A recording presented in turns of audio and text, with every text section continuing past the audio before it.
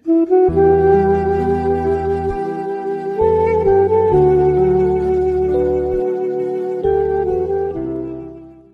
سوال درباره خداخواهد انشاءالله حج موسومش برادران. اکثر آدما که صحبت میکنم میگن ما پیشمون داشته استگیش این مرکای بزیبه، یکی $1000 بیچاره در دستش داره و $1000 صرف کرده کنجا نه، همینش میگه داشته ما حج رفتن دوست هستیم. از من این مرکه در حج نیست،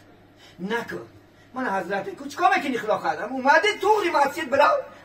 من حجیب خودش نمیسر این چیزا در ما هم نیست، چون ما نیمو میبرد نیمو نمازای نفلوه میخوند میستد. من شما نماز دیده خودم خسر شدم بینه هم یک بره همه میبیند، همه همجا داد میکنه بس هوای شدت خواند این دروغ این همش.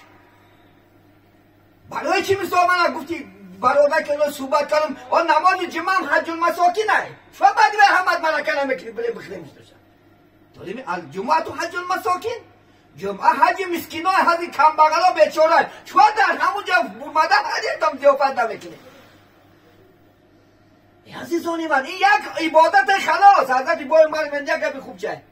پیش سنگ همون سیاه برفت گفت که همه بوسد نمیکنم او یک سنگی یکی به خاطری که محمد ترا بوسه کرد بوسد میکنه، به خاطری به همین بوسد میکنه که محمد ترا بوسه کرده. بینی نزدانی من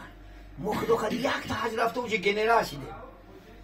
اوجه کرول تمام ایوه نزورش نیست سوپر نه این فخر نیستی، این عبادت فخر نیست عزیزانی من. این فرمان خدا بجا آورده نه خدا خواهد انشاءالله. نکنه این کارهای پرتی همین مرکای بیزوبی بازه ها منو بین شهر بینن مرگان هم بجا بینن اکو همسوهش نمیدونیست هست بسر من از همسوه میدونی خیلی یک خدا مرسی به برادر نبینین همین خلقه که مخفی کنش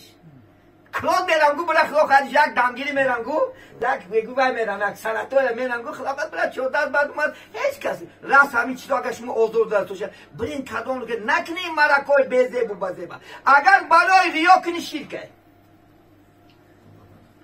من از گناه دخیل نشوه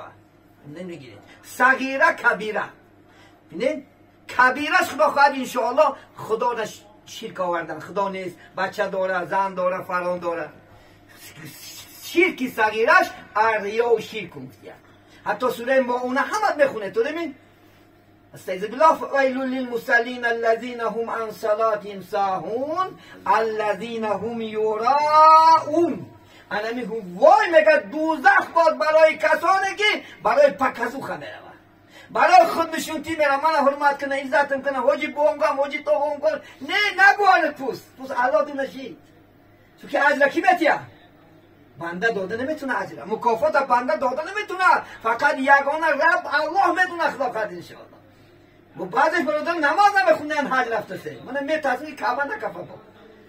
باور میکنم بعدش عموما سر سجده دیگه حج رفته است. من اونجا جوله برده به سیل اومده داده حبته همجا هم برآوردیم و تا اول حالی خدا خواهد 4 تا خدا خواهد زینه ایستاده حالی در پیش حالی الله گو اول باید نماز خون روزه گیر زکات پس ندنی حجه حالی که 4 تاش ایستاده یعنی پنجمش بالا بوما بولفته سوده این چی معنی داره این اول پیش یعنی حضرت بره خدا خواهد انشاءالله مسجدک بره احکامی حج شناس. من یک برادر در حج سوال دادم دیده سوده من آدم جوره همینجا چیه گفت این خیزر بابا با نظر کرده جا استغفرالله این کعبه این محفوظش همینی کعبه زیارت دارم جمع برادر یک سوال کیم بینم من ده اینجا به جوره تو اینجا چیکار کرده این چیه گفت میگه خیزر بابا نظر کرده جا وای نوزن بیلو تو این خانه خدا این خیزر بابا نه این خدا قد پای ابراهیم سام پیغمبر نازنین علیه السلام باز ترای چکر نوش کرد این خونه کعبه این قبله من و توی عبادتی من قبول این دیدین مفکوره ای چی برفته کنم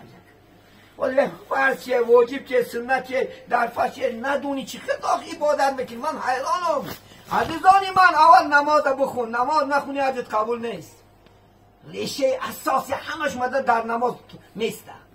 چون که خداوند دوست می‌داشته که انسانش نماز کنه. اول تو نماز یادگی عبادت یادگی خدا خواهد انشاءالله انا بعد برو خونه خدا زیارت که خدا خواهد انشاءالله. اینو معنی نداره عزیزانی من.